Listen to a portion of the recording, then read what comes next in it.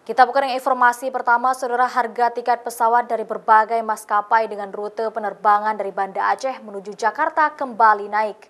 Kenaikan harga tiket ini mencapai 2 kali lipat dari harga sebelumnya. Penumpang yang hendak berangkat terpaksa mengeluh meski tetap harus membeli tiket pesawat tersebut. Meski harga tiket penerbangan sempat turun beberapa waktu lalu, kini harga tiket kembali merangkak naik. Harga tiket rute penerbangan Banda Aceh menuju Jakarta berkisar 2 juta hingga 2,9 juta rupiah. Hampir semua harga tiket dengan rute penerbangan dari Aceh mengalami peningkatan. Informasi dari sejumlah pengelola travel di Banda Aceh, banyak calon penumpang menunda keberangkatan dan menunggu hingga harga tiket kembali normal. Namun ada juga sebagian para calon penumpang terpaksa harus membeli tiket dengan harga mahal. Seperti yang dirasakan Fitri Juliana yang terpaksa mengeluarkan uang 2 kali lipat dari harga biasanya. Biasanya Fitri membeli tiket rute Aceh-Yogyakarta dengan harga Rp1.200.000. Kini naik menjadi Rp2.300.000 untuk sekali terbang.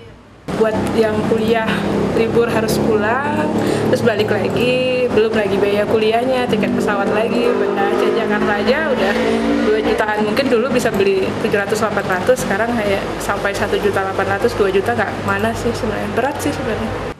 Mahalnya harga tiket membuat pengusaha travel juga sepi pesanan.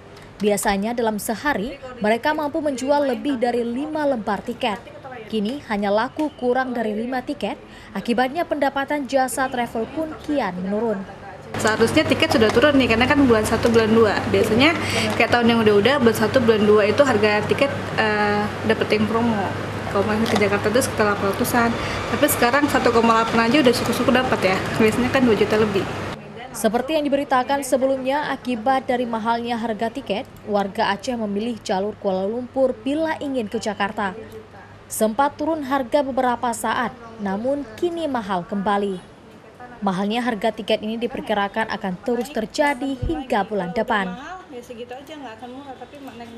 Nova Misdayanti, Kompas TV, Banda Aceh.